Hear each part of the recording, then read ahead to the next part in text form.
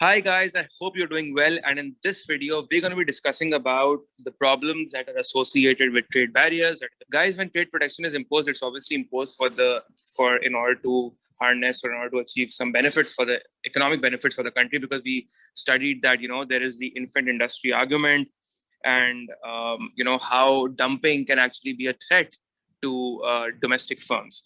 But again, remember that trade protection may also bring in some sort of disadvantage or problems, and we're going to be discussing those problems in today's video. So what you could say is that if the question comes that, whether the government should impose trade barriers or not, so you will first give all the positive side of the, all the advantages of the benefits of trade protection, but you'll also come to the disadvantages, or there are some certain problems associated with it. But remember that just because we have a disadvantage, or just because we have disadvantages of protection, does not mean that we shouldn't impose trade protection. This is a very common misunderstanding a student has, that he thinks that if something has problems, if something has disadvantages, it shouldn't be done. That's not how economic decisions are made, right? Even if something has disadvantages, but if those disadvantages can be controlled or reduced, everything has disadvantages. That doesn't mean that everything that has a disadvantage shouldn't be executed, right? So even if trade barriers have disadvantages, that doesn't justify that trade barriers shouldn't be imposed, right? It actually depends from economy to economy and situation to situation. So although, yes, remember that if you're imposing trade barriers, they're effective. Why are they effective? Because they help to reduce the unemployment in domestic firms, because obviously we know that dumping has resulted, or the foreign goods are resulting into threat to domestic firms.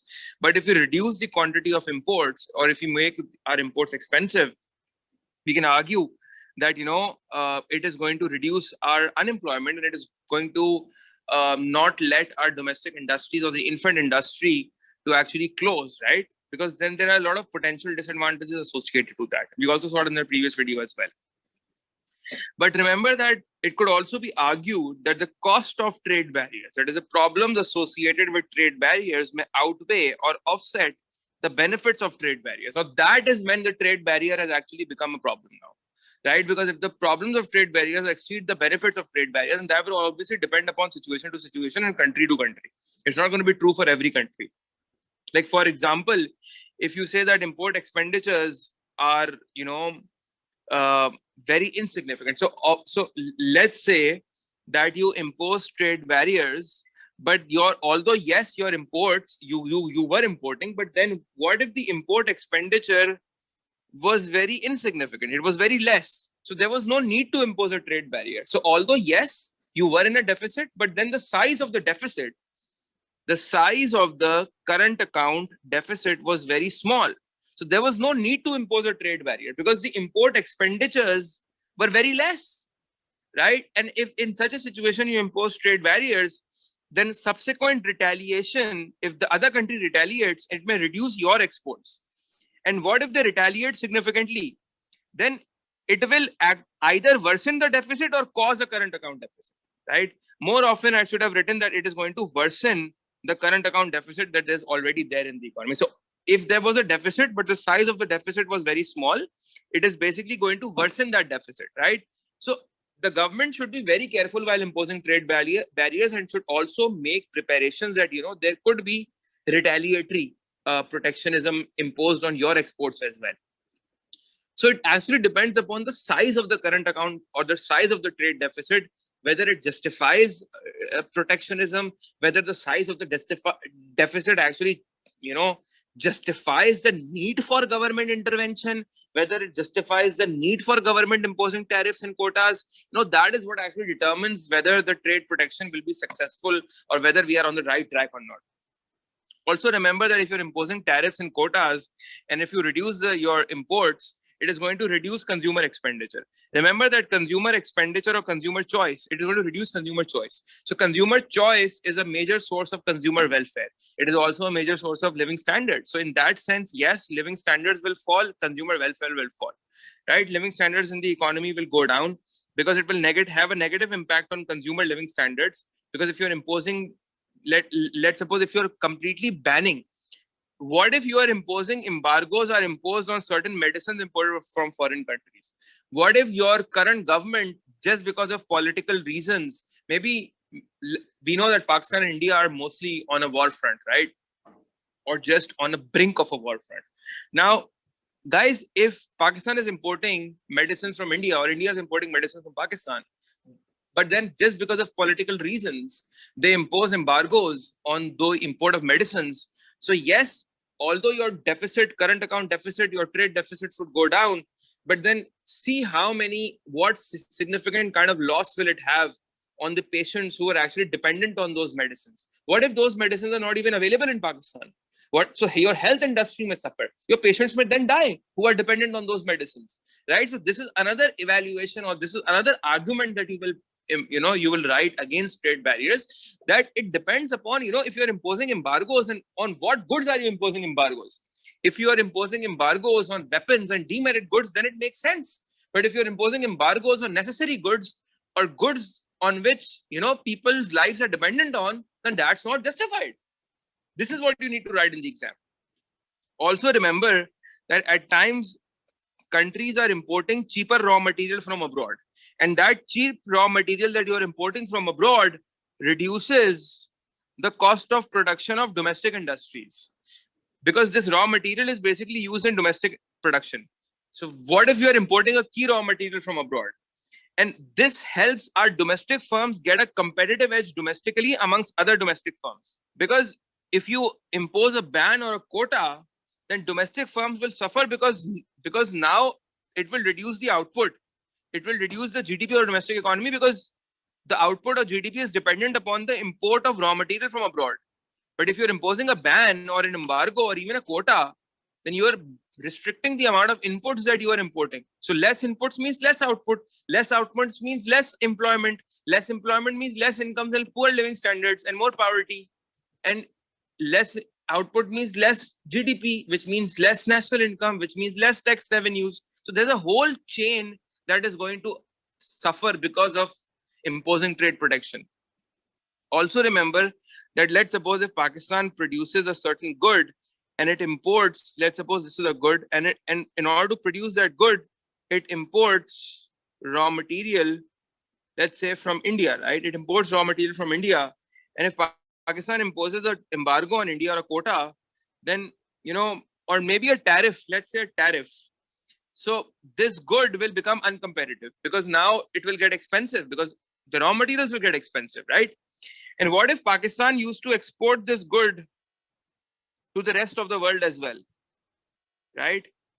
So rest of the world as well. So Pakistan used to import the raw material from India, export it to the rest of the world as well, also sell it domestically as well.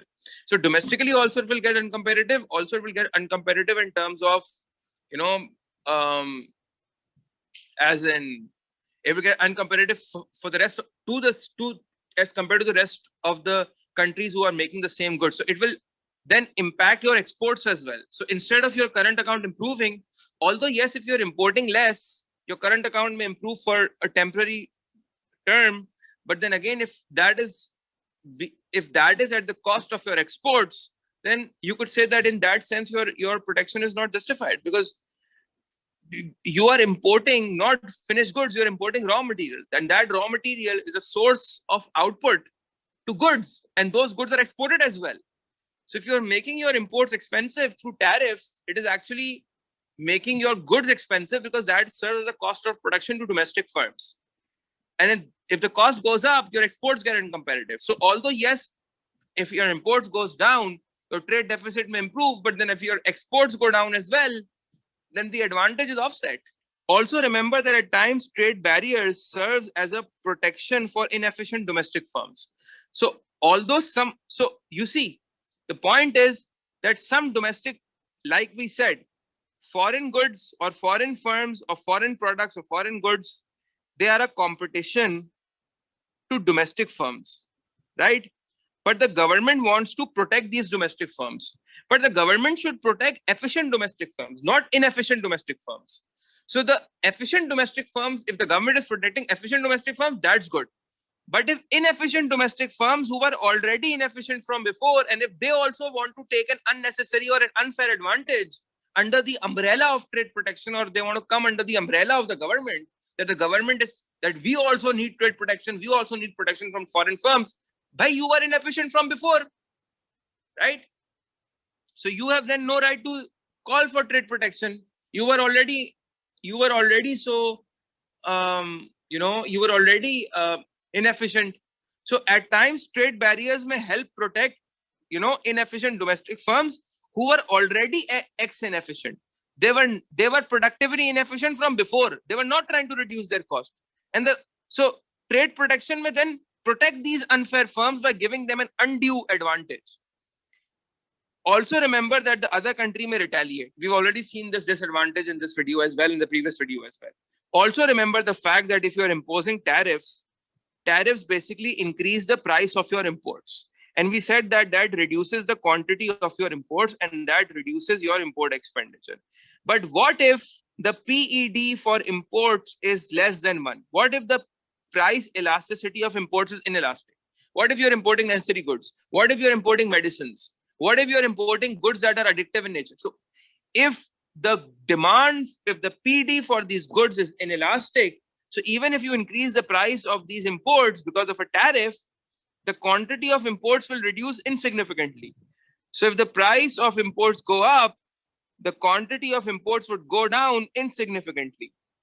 And in that sense, what is going to happen is that import expenditures will increase instead of reducing. Instead of import expenditures reducing, the import expenditures would increase, because technically what has happened is that the goods have become very expensive, but the quantity of the goods that you're importing has not fallen that much. It has fallen relatively less or even insignificantly. So overall, the import bill or the import expenditures have actually increased instead of reducing. And this will actually worsen your trade deficit. It is going to worsen your current account deficits, right? It will worsen your deficit instead of saving you. So if you are saying that if the government is imposing trade protection on goods that have inelastic demand in order to reduce the import bill, then I think that would be government failure, because the government will not even be able to achieve its objective of reducing imports, because the demand for imports is inelastic. So again, this is how you need to evaluate in the exam. So PD for imports is very important.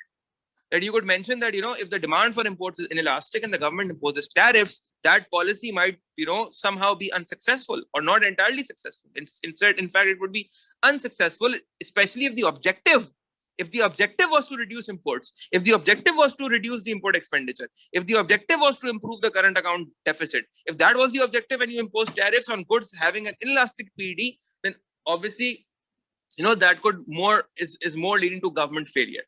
So that wraps up this video, guys. This is what I wanted to explain regarding the disadvantages or the problems that are associated with trade protection. I hope you have all understood this video and enjoyed it as well. So I'll see you all around in the next video. Until then, take care.